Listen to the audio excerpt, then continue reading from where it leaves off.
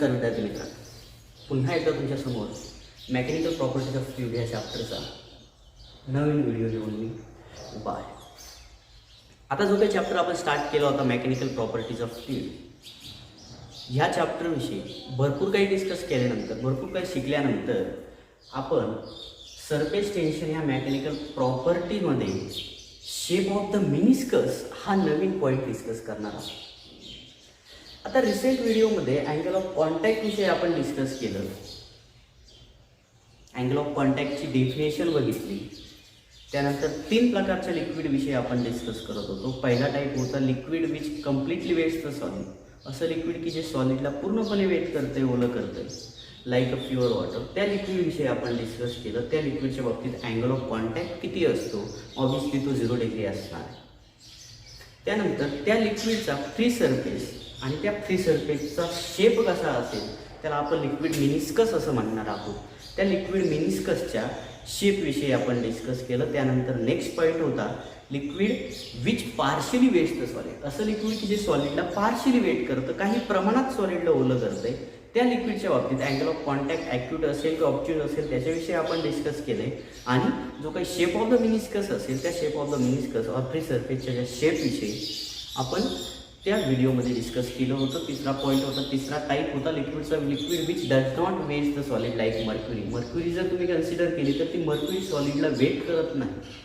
आणि त्या सॉलिडच्या बाबतीत, त्या लिक्विडच्या बाबतीत जो काही मिनिस्कस असतो तो मिनिस्कस कॉन्व्हेक्स आपण ऑब्झर्व करतो. आणि अँगल ऑफ कॉन्टॅक्ट त्या लिक्विडच्या केसमध्ये ऑब्च्यूज अँगल ऑफ कॉन्टॅक्ट असतो.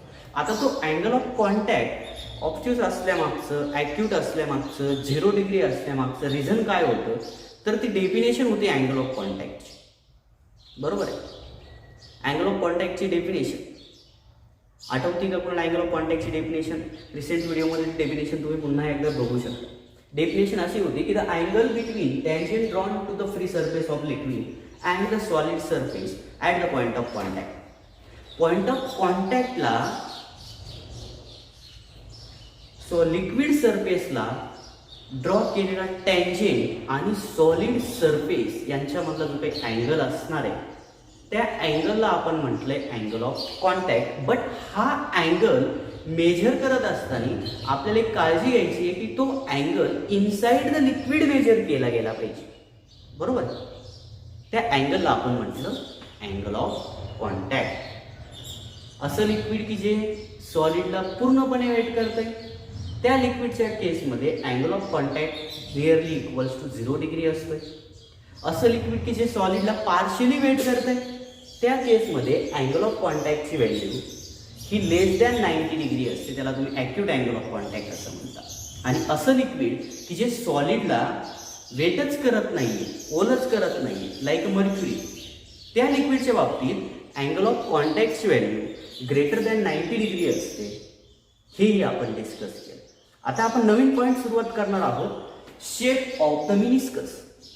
व्हाय some liquid get concave shape, why some liquid get convex shape, why some liquid get plane shape. याच्या मागचं जे काही रिझन आहे किंवा ह्या क्वेश्चनचं जे काही आन्सर आहे त्या आन्सरविषयी आपण या व्हिडिओमध्ये डिस्कस करणार आहोत. आता जी काही एक्झाम तुमची होऊ शकते त्या एक्झामला विचारला जाणारा क्वेश्चन काय असतो ते बघू. क्वेश्चन असा असतो, why for a liquid which does not waste the solid.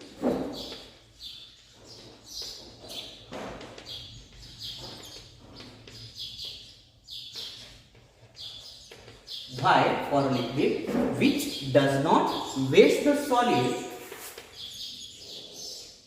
shape of the meniscus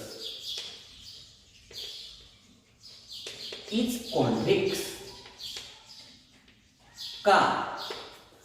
असं लिक्विड की जे सॉलिडला वेट करत नाही त्या लिक्विडच्या बाबतीत मिनिस्कसचा शेप कॉन्व्हेक्स का असतो असा क्वेश्चन.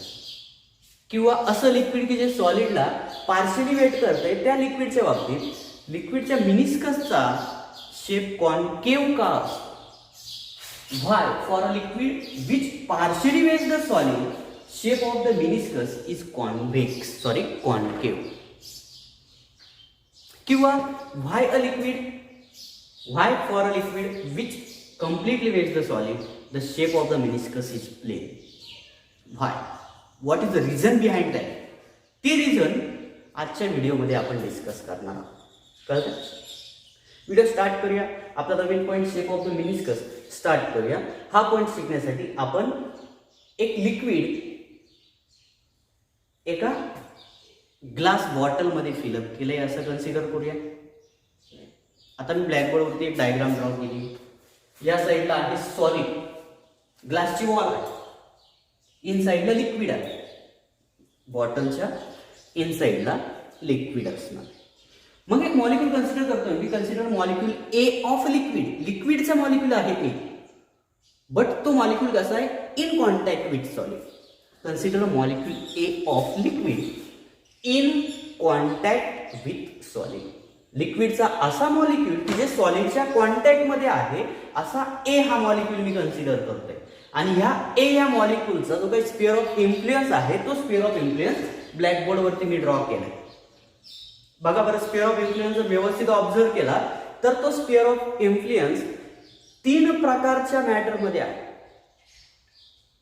बरोबर आहे? Some part of sphere of influence of molecule A is lies inside the liquid, some part lies inside the solid and some part lies inside the air. बरोबर? Sphere of influence of molecule A is partially inside the liquid, partially inside the solid and partially inside the air. Diagram मध्ये ते आपल्याला दिसतंय. ए या मॉलिक्यूलच्या sphere of इन्फ्लुएन्सचा काही part solid मध्ये आहे, काही पार्ट लिक्विड मध्ये आहे, काही पार्ट एअर मध्ये आहे. आता डायग्राम नुसार 1/4 पार्ट हा लिक्विड मध्ये असणार आहे. इकडे लिक्विड आहे, 1/4 पार्ट लिक्विड मध्ये आहे, 1/4 पार्ट एअर मध्ये आहे आणि एक्झॅक्टली हाफ पार्ट कुठं आहे, सॉलिड मध्ये आहे. हे झालं मॉलिक्यूल ए विषयी, की जो मॉलिक्यूल लिक्विडचा होता but in contact with solid होता. मग आपलं कन्सिडरेशन असं होतं, consider molecule A of liquid in contact with solid as shown in figure मध्ये दाखवल्याप्रमाणे. आणि त्या मॉलिक्यूलच्या स्पेअर ऑफ इन्फ्लुएन्स विषयी जर बोलायचं ठरलं तर spare of influence of molecule A is partially lies inside the liquid, partially inside the solid and partially inside the air as shown in figure. मग बघा, ह्या मॉलिक्यूल ए वरती ऍक्ट होणाऱ्या फोर्सेसचा विचार आता आपण करणार आहोत. बरोबर? कशाचा विचार करायचा आहे, मॉलिक्यूल ए वरती ऍक्ट होणाऱ्या फोर्सेसचा विचार करायचा आहे. त्यापैकी जर मॉलिक्यूलचं मास एम असेल तर ड्यू टू ग्रॅव्हिटी त्या मॉलिक्यूल वरती ग्रॅव्हिटेशनल फोर्सही ऍक्ट होणार आहे. अरे होतो ना, तुमच्यावरती ग्रॅव्हिटेशनल फोर्स ऍक्ट होतोय का? ऑब्विसली होतोय. तुम्ही तुमचं वेट फील करताय माझ्यानंतर तुमच्यावरती ग्रॅव्हिटेशनल फोर्स ऍक्ट होतोय. तुम्ही आता 12th ला आहात, सर्व काही 11th ला आपण व्यवस्थितपणे शिकलोय. ज्या वस्तूकडे मास आहे त्या वस्तूवरती, त्या ऑब्जेक्ट वरती ग्रॅव्हिटेशनल फोर्स ऍक्टच होणार आणि त्या फोर्सची मॅग्निट्यूड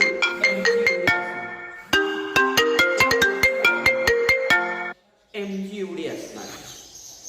ओके, मग जर ए ह्या मॉलिक्यूलचं मास m असेल किंवा त्याच्याकडे काहीतरी मास असेल तर त्या मासमुळं त्या मॉलिक्यूल वरती ग्रॅव्हिटेशनल फोर्स ऍक्ट झाला पाहिजे आणि त्या ग्रॅव्हिटेशनल फोर्सची डायरेक्शन अपवर्ड. ग्रॅव्हिटेशनल फोर्सची डायरेक्शन कशी असते, अपवर्ड का डाऊनवर्ड? अरे downward towards the centre of earth असणार ग्रॅव्हिटेशनल फोर्सची डायरेक्शन. मग तो पहिला झाला ग्रॅव्हिटेशनल फोर्स. आपण काय करतोय, ए या मॉलिक्यूल वरती ऍक्ट होणाऱ्या फोर्सेसचा विचार करतोय. हा झाला पहिला फोर्स. कोणता? Gravitational force.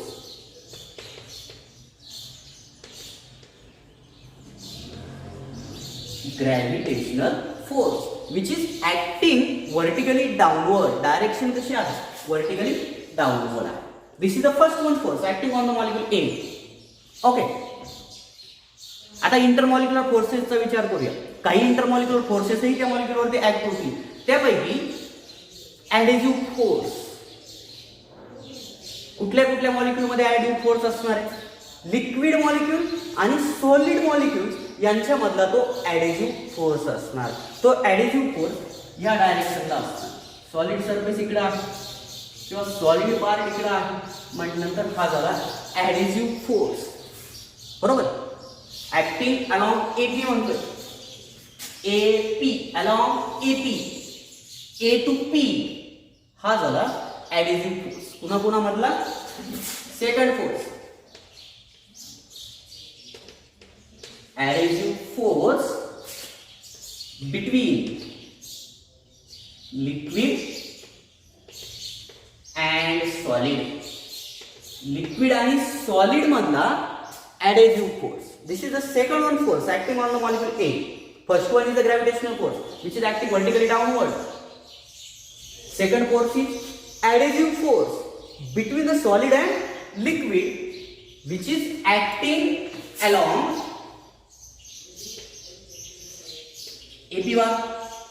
अरे A पासून P पर्यंत along AP bar तो असणार adhesive force. हा झाला दुसरा फोर्स. आता लिक्विडच्या ए या मॉलिक्यूलला काही लिक्विड मॉलिक्यूल पण अट्रॅक्ट करणार, बरोबर ना. इंटरमॉलिक्युलर फोर्सेसचा आपण विचार करतोय. मग तो फोर्स असणार कोहेसिव्ह फोर्स. अशा प्रकारे तो फोर्स आहे कोहेसिव्ह फोर्स. सपोज तिथं मी म्हणतोय C, AC, AP bar, AC बार. अशा प्रकारे लिक्विड मॉलिक्यूल वरती ऍक्ट होणारा तिसरा फोर्स. दुसरा फोर्स होता adhesive force acting along AP bar. Next force आहे कोहेसिव्ह फोर्स. पुन्हा पुन्हा म्हटलंय बिटवीन द लिक्विड मॉलिक्यूल्स. लिक्विडच्याच मॉलिक्यूल मधला तो कोहेसिव्ह फोर्स असणार आहे acting along AC. Third one force cohesive force between liquid molecules. Cohesive force between liquid molecules. Direction कशी आहे along AP bar. डायरेक्शन आहे along AP bar. एक adhesive force मिळाला between the solid and liquid. दुसरा force मिळाला cohesive force. Sorry, तिसरा force मिळाला cohesive force. पहिला ग्रॅव्हिटेशनल फोर्स, दुसरा ॲडेजिव्ह फोर्स, तिसरा फोर्स आहे cohesive force between the liquid directed around AC, AC bar. Sorry, त्याला मी डायरेक्ट म्हणतोय एसी बार. त्याच्यानंतर इकडे वरती इयर आहे, हा मॉलिक्यूल लिक्विडचा आहे म्हटल्यानंतर ह्या डायरेक्शनलाही एक फोर्स असणार की जो ॲडेजिव्ह फोर्स असतो. बरोबर.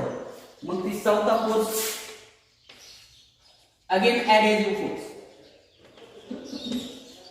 कुणा कुणा मधला आहे adhesive force between air and liquid. Air and liquid. चार फोर्स मॉलिक्यूल ए वरती अप्लाय होत आहे. किती फोर्स? चार. चार मॉलिक्यूल ए वरती अप्लाय होत आहे. पहिला फोर्स आहे gravitational force due to the mass of molecule A. एच्या मासमुळे असलेला पहिला फोर्स ग्रॅव्हिटेशनल फोर्स, ज्याची डायरेक्शन असेल व्हर्टिकली डाऊनवर्ड. बरोबर आहे. दुसरा फोर्स आपण कन्सिडर केलाय adhesive force between the solid and liquid. Solid आणि लिक्विड मधला adhesive force directed along AP. आणि त्या फोर्सला डायरेक्टली आपण म्हटले AP bar, adhesive force. Third one force is cohesive force between liquid molecules. लिक्विडचे जे काही मॉलिक्यूल्स आहेत त्या लिक्विडच्या मॉलिक्यूल मधला कोहेसिव्ह फोर्स. दोन लिक्विड मॉलिक्यूल एकमेकाला अट्रॅक्ट करणार, त्यांच्यामधला कोहेसिव्ह फोर्स मॉलिक्यूल ए वाला हे बाकीचे लिक्विड मॉलिक्यूल्स अट्रॅक्ट करणार आहेत. आणि त्या सर्वच्या सर्व मॉलिक्यूल्सनी अट्रॅक्ट केल्यानंतर जो काही रिझल्टंट नेट कोहेसिव्ह फोर्स असणार त्या नेट कोहेसिव्ह फोर्सची डायरेक्शन मी दाखवली आहे एसी. आणि त्या फोर्सला मी म्हटलं एसी बार. ओके. आणि फोर्थ वन फोर्स कोणता आहे? मग अगेन ॲडेजिव्ह फोर्स आहे between the air and liquid. Molecule A लिक्विडचा आहे बट त्याला एअर मॉलिक्यूल्सही अट्रॅक्ट करू शकतात. का? तर ए या मॉलिक्यूलचा स्पिअर ऑफ इन्फ्लुएन्सचा काही पार्ट एअर मध्ये पण आहे. बरोबर. हे झाले 4 फोर्सेस. आपण कन्सिडर केलं होतं molecule A. Consider molecule A of liquid in contact with solid as shown in figure. The sphere of influence of molecule A is partially lies inside the liquid, partially inside the solid, and partially inside the air. Because of that, there are 4 forces acting on the molecule A. First one is gravitational force due to the mass of molecule A acting vertically downward. Second force is adhesive force between the solid and the liquid molecules acting along AP bar and acting along AP and represented by AP bar.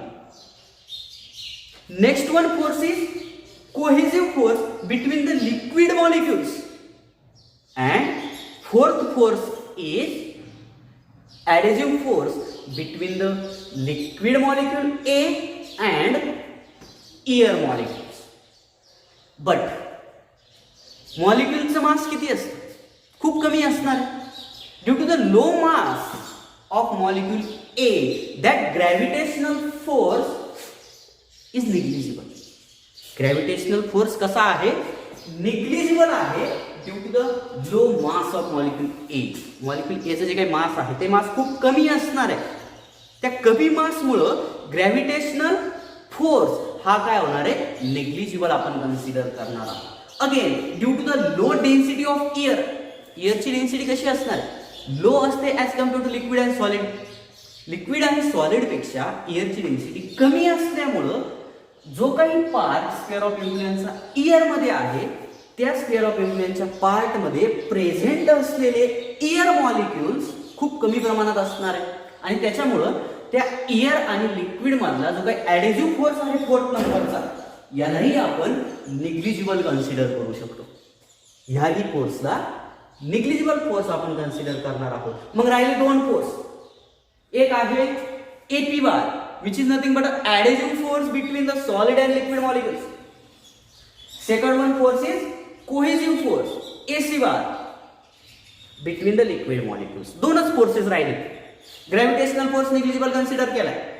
त्याच्यानंतर adhesive force between air and liquid त्यालाही negligible consider केले. मग आपल्याकडे 2च forces राहिलेत. एक आहे adhesive force AP बार आणि दुसरा आहे कोहेसिव्ह फोर्स एसी बार. आणि ह्या 2च फोर्सेसच्या मॅग्निट्यूड्स वरती, ह्या 2 फोर्सेसच्या मॅग्निट्यूड वरती लिक्विडच्या मिनिस्कसचा शेप डिपेंड असतो. लिक्विडच्या मिनिस्कसचा शेप डिपेंड असतो. ओके, आता आपण किती प्रकारचे शेप असतात ते फोर्सेस कळले. किती फोर्सेस ऍक्ट होतात मॉलिक्यूल ए वरती? 4 फोर्सेस. त्यापैकी 2 कशा आहेत? निग्लिजिबल आहेत. कोणकोणते 2 निग्लिजिबल आहेत? एक ग्रॅव्हिटेशनल फोर्स आणि दुसरा ॲडेझिव्ह फोर्स बिटवीन लिक्विड आणि एअर. त्याच्या मागचं रिझनही तुम्हाला माहिती आहे. ग्रॅव्हिटेशनल फोर्स का निग्लिजिबल आहे? कारण मास खूप कमी आहे.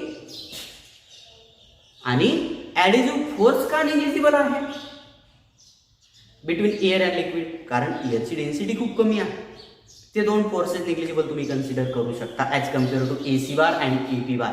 एसी बार आणि एपी बार पेक्षा, adhesive force between solid and liquid पेक्षा किंवा cohesive force between liquid molecules पेक्षा ते 2 फोर्सेस निग्लिजिबल तुम्ही कन्सिडर करू शकता.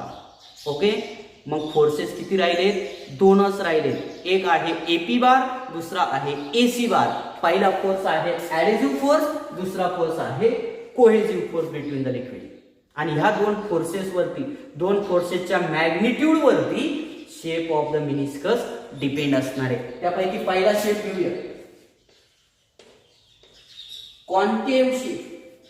व्हाय लिक्विड गेट कॉन्केव्ह शेप? और व्हाय for a liquid which partially weighs the solid the shape of meniscus is a concave. असं liquid की जे सॉलिडला पार्शियली वेट करतं त्या लिक्विडच्या बाबतीत मिनिस्कसचा शेप कॉन्केव्ह का असतो? याच्या मागचं रिझन आपण आता बघणार आहोत. जो काही क्वेश्चन आपण स्टार्टिंगला स्टार्ट केला होता किंवा जो काही क्वेश्चन मी विचारला होता, जो काही क्वेश्चन पेपरमध्ये तुम्हाला दिसू शकतो. कोणता question? Why for a liquid which partially weighs the solid shape of the meniscus is concave. असं लिक्विड की जे सॉलिडला पार्शियली वेट करतं, त्या लिक्विडच्या बाबतीत मिनिस्कसचा शेप कॉन्केव्ह का असतो, त्या मागचं रिझन तुम्हाला इथं बसणार भेटणार आहे. कळतंय? तर आपण कॉन्केव्ह शेप विषयी डिस्कस करणार आहोत. आणि कॉन्केव्ह शेप म्हटल्यानंतर अँगल ऑफ कॉन्टॅक्ट किती असणार आहे? शेप कसा आहे? कॉन्केव्ह आहे. अँगल ऑफ कॉन्टॅक्ट कसा असेल? लेस दॅन 90 डिग्री असेल.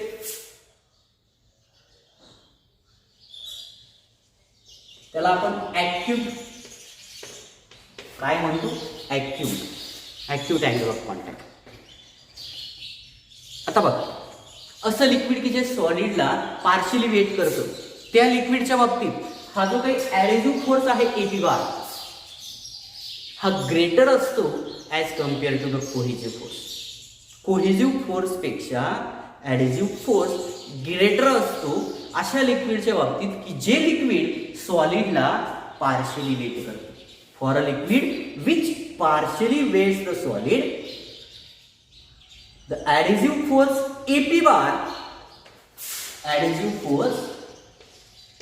bar is greater than the cohesive force AC bar. AP कसा आहे? ग्रेटर आहे. कुणापेक्षा?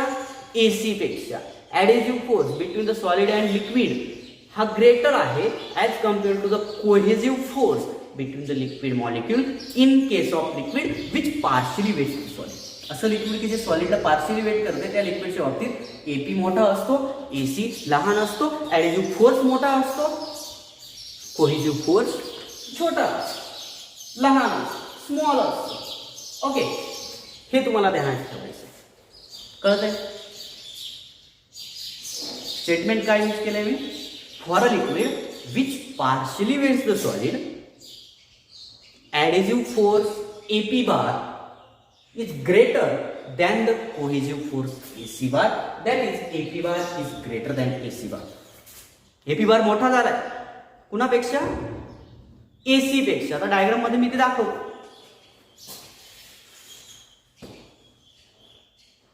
AC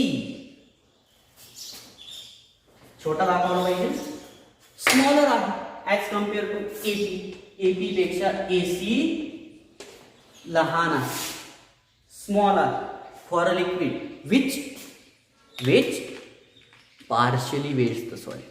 असं लिक्विड की जे सॉलिडला पार्शियली वेट करतं त्या लिक्विडच्या बाबतीत ऍडेझिव्ह फोर्स हा ग्रेटर आहे as compare to cohesive force. That is AP bar is greater than AC bar as shown in figure. आता आपल्याला ह्या दोन फोर्सेसचा रिझल्टंट फोर्स फाइंड आउट करायचा आहे. ऍडेझिव्ह फोर्स एपी बार, कोहेजिव्ह फोर्स एसी बार, ह्या दोघांचा रिझल्टंट फोर्स फाइंड आउट करायचा आहे. दोनही फोर्सेस ए ह्या पॉइंट पासून स्टार्ट होत आहे. मग कोणता लॉ यूज करता येईल? वेक्टर ऍडिशनचा कोणता लॉ यूज करायचा आहे? आठवत आहे का? दोनही वेक्टर एकाच पॉइंट पासून स्टार्ट होत आहे. आणि एक अशी जिओमेट्रिकल डायग्राम आहे की ज्या जिओमेट्रिकल डायग्रामच्या दोन साइड हे दोन फोर्सेस, हे दोन वेक्टर फॉर्म करतात. कोणती जिओमेट्रिकल डायग्राम आहे? अरे पॅरलेलोग्राम. मग आपण लॉ यूज करणार, law of parallelogram of vector addition. काय सांगतो लॉ?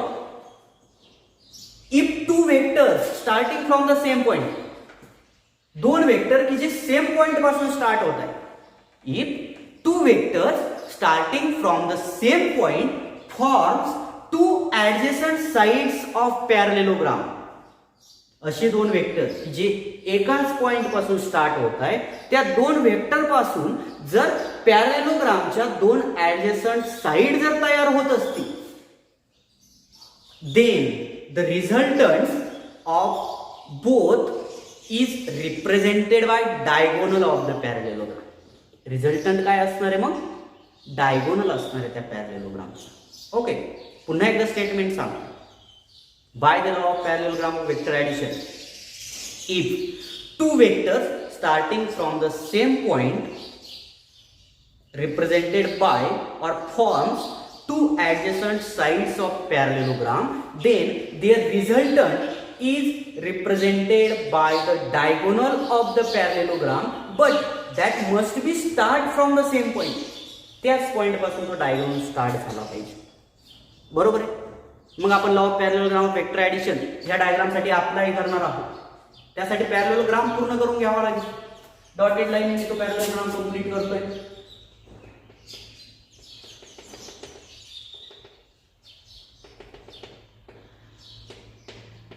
हा झाला तो पॅरलेलोग्राम की ज्या पॅरलेलोग्रामच्या दोन ऍडजसंट साइड एपी बार आणि एसी बार असणार. दोनही वेक्टर सेम पॉइंट पासून स्टार्ट होत आहे. तर या दोघांचा रिझल्टंट काय असणार आहे? त्या पॅरलेलोग्रामचा डायगोनल असेल आणि तो डायगोनल त्याच पॉइंट पासून स्टार्ट झाला पाहिजे. तर डायगोनल तर आपला असाही असू शकतो, बट डायगोनल सेम पॉइंट पासून स्टार्ट झाला पाहिजे. याला मी म्हणतोय आर आणि ए आर बार. ए आर बार हा असेल resultant force. A R bar काय असणार आहे? Resultant force. पुन्हा कुणाचा? एपी बारचा आणि एसी बारचा. कोहेसिव्ह फोर्सचा आणि ऍडेसिव्ह फोर्सचा रिझल्टंट फोर्स आपल्याला मिळालाय A R bar. Resultant force काय मिळालाय? ए आर बार मिळालाय. आता ह्या दोन फोर्सचा रिझल्टंट घेतलाय म्हटल्यानंतर ह्या दोन फोर्सेसची आपल्याला काहीही गरज नाही. दोघांचा रिझल्टंट आपण कन्सिडर करतो.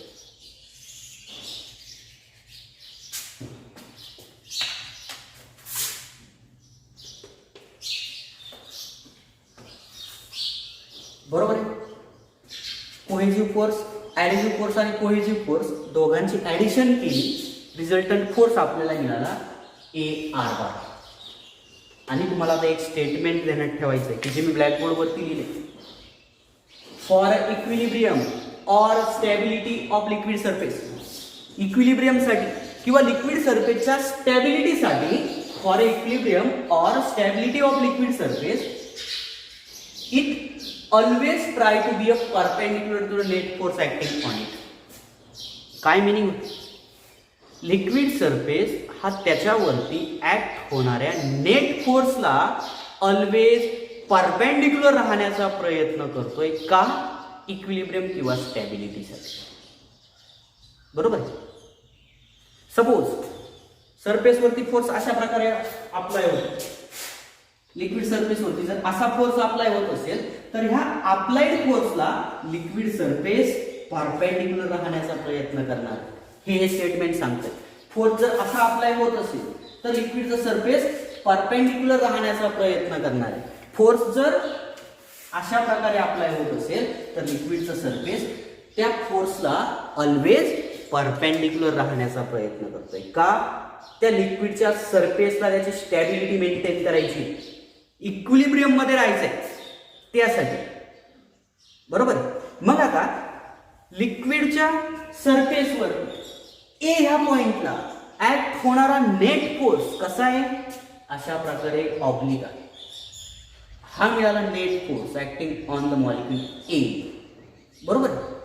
मग जर नेट फोर्सची डायरेक्शन अशा प्रकारे असेल, नेट फोर्सची डायरेक्शन जर अशा प्रकारे असेल तर ह्या नेट फोर्सला परपेंडिक्युलर होण्यासाठी लिक्विडच्या सरफेसला अशा प्रकारे शेप घ्यावा लागेल. To be a perpendicular to the net force, liquid surface get concave shape near to the point of contact. Point of कॉन्टॅक्टच्या जवळ लिक्विड सरफेस कसा शेप घेतोय?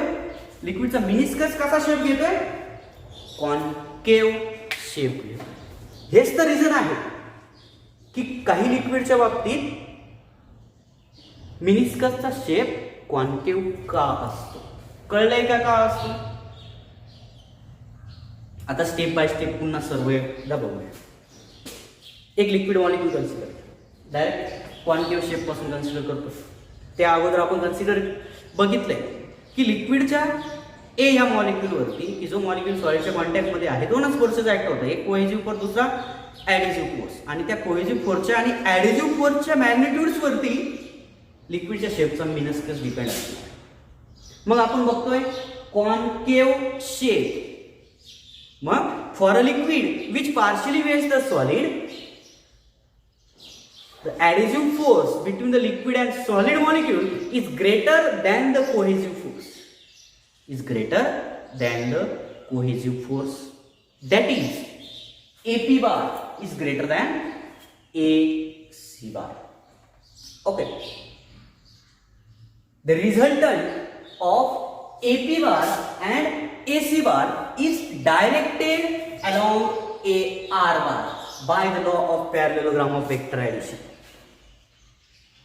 And liquid surface always try to be a perpendicular to the net force acting on it.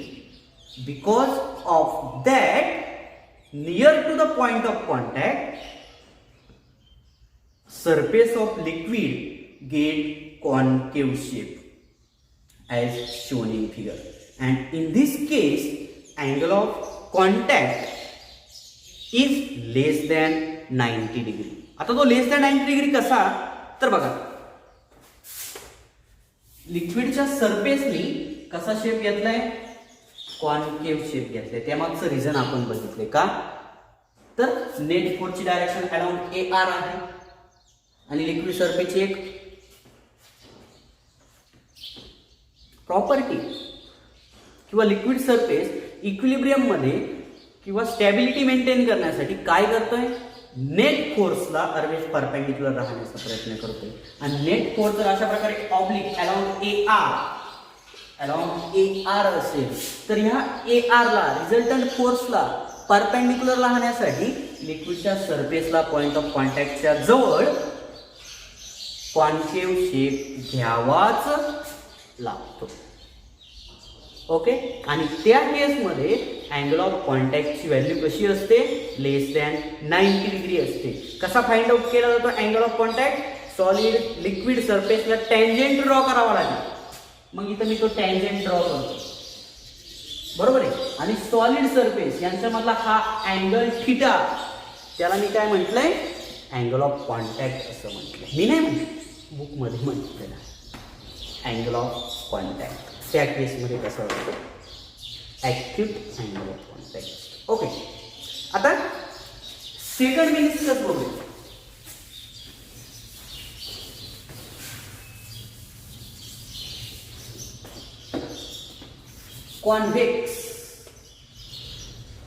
Convex meniscus कोणत्या लिक्विडच्या बाबतीत observe करतो आपण, convex meniscus. असं liquid की जे सॉलिडला वेट करत नाही. का मर्क्युरी, त्या मर्क्युरीच्या बाबतीत आपण ऑब्झर्व करतोय कॉन्व्हेक्स मेनिस्कस, बरोबर आहे. आणि त्या केसमध्ये अँगल ऑफ कॉन्टॅक्ट हा ऑलवेज लेस दॅन 90 डिग्री असतो की greater than 90 degree, greater than 90 degree असणार. ऑब्ट्यूस अँगल ऑफ कॉन्टॅक्ट त्या केसमध्ये आपण ऑब्झर्व करतो. सर्व काही आपण शिकलेलो आहे रिसेंट व्हिडिओमध्ये. ओके. बट अशा लिक्विडच्या बाबतीत की जे लिक्विड सॉलिडला वेट करत नाही, for a liquid which does not wet the solid, the cohesive force between the liquid molecules, cohesive force between the liquid molecules is always greater than the adhesive force. That is AP bar, that means adhesive force, is less than AC bar or AC bar is greater than AP bar. कोणत्या केसमध्ये, असं liquid की जे सॉलिडला wet करत नाही, for a liquid which does not wet the solid, cohesive force is stronger than the adhesive force. Cohesive force stronger आहे adhesive force पेक्षा. Okay. मग असं जर असेल तर रिझल्टंट फोर्स कसा असणार, by the law of parallelogram of vector addition. बघूया कसा असतो. पॉइंट ए, याला मी म्हटले पॉइंट ऑफ कॉन्टॅक्ट.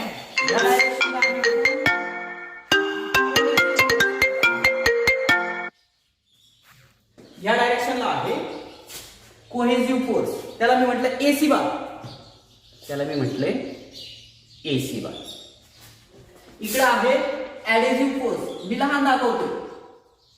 का लहान दाखवतोय? कारण लिक्विड कोणतं आहे? Which does not wet the solid, ते लिक्विड आहे. Law of parallelogram of vector addition, parallelogram complete केला, हा झाला तो पॅरलेलोग्राम. पॅरलेलोग्राम कंप्लीट केलाय. रिझल्टंट फोर्स म्हणजे कोण आहे? डायगोनल आहे पॅरलेलोग्रामचा. By law of parallelogram of vector addition A R bar. आता रिझल्टंट फोर्सची डायरेक्शन बघा कशी आहे. इनसाइड द लिक्विड आहे. रिझल्टंट फोर्स कसा आहे? इनसाइड द लिक्विड आहे आणि लिक्विड सरफेस हा नेट फोर्सला ऑलवेज परपेंडिक्युलर राहण्याचा प्रयत्न करतोय. म्हटल्यानंतर लिक्विडच्या सरफेसला near to the point of contact कसा शेप घ्यावा लागेल? अशा प्रकारे आपल्याला मिळतोय resultant force A R bar, बरोबर का? आणि या रिझल्टंटला लिक्विड सरफेस काय राहतोय? परपेंडिक्युलर राहतो. मग रिझल्टंटला जर परपेंडिक्युलर व्हायचं असेल तर लिक्विड सरफेसला अशा प्रकारचा शेप या ठिकाणी पॉइंट ऑफ कॉन्टॅक्ट जवळ घ्यावा लागेल. कोणता शेप झालाय? कॉन्व्हेक्स शेप झाला. आणि ह्या केसमध्ये अँगल ऑफ कॉन्टॅक्टची व्हॅल्यू कशी असणार आहे? ग्रेटर दॅन 90 डिग्री असणार आहे. लेट्स रिमाइंड, कॉन्व्हेक्स शेपचा विचार करतोय. For a liquid which does not wet the solid, cohesive force AC bar is greater than adhesive force. And by the law of parallelogram of vector addition, the net force acting on the molecule A is directed along AR bar as shown in figure. And liquid surface always try to be a perpendicular to the net force acting on it. To do that, surface get convex shape near to the point of contact, and in this case angle of contact is greater than 90 degree, that is obtuse angle of contact. आता जो काय plain meniscus आहे त्या plain meniscus विषयी आपण next व्हिडिओमध्ये discuss करणार आहोत. व्हिडिओ आवडल्यास चॅनलला लाईक करा, व्हिडिओला लाईक करा, चॅनलला सबस्क्राईब करा आणि जो काही बेल आयकॉन तुम्हाला दिसतोय तो बेल आयकॉन प्रेस करण्याचं विसरू नका, जेणेकरून नवनवीन व्हिडिओ तुमच्यापर्यंत लवकर येऊन पोहोचतील. धन्यवाद.